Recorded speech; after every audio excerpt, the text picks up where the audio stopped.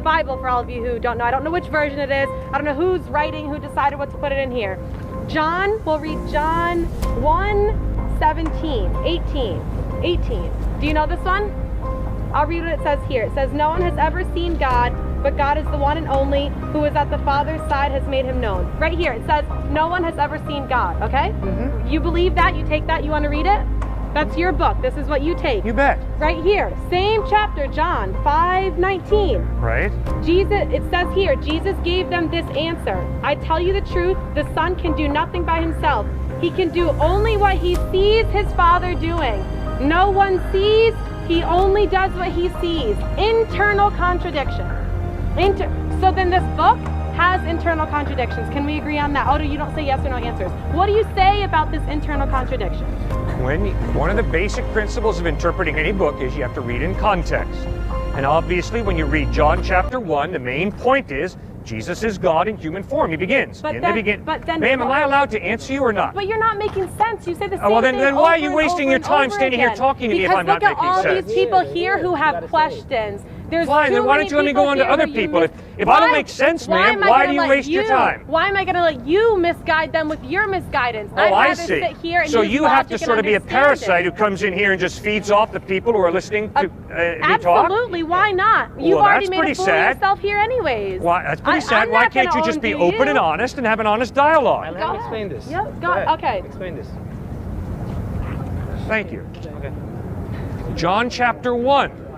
John begins with the words, in the beginning was the Word, and the Word was with God, and the Word was God.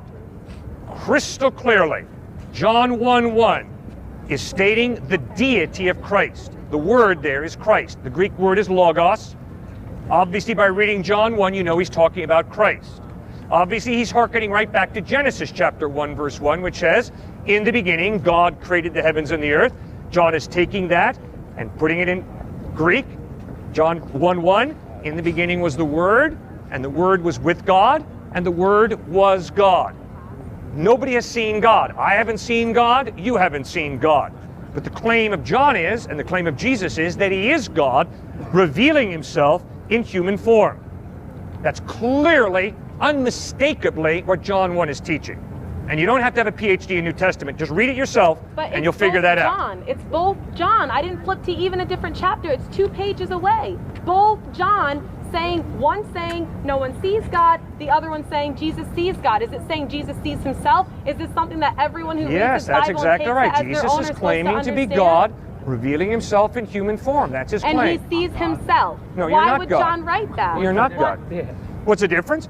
Well, if you die and rise from the dead, I will listen very closely to everything you have to say. Why is that the one thing that you take? Did you see George Washington inaugurated first president of the United States? Other people did. I trust that. Good. And other people saw Christ die on a cross, and they saw him risen from the dead. But they have internal contradictions. No, there's no contradiction there.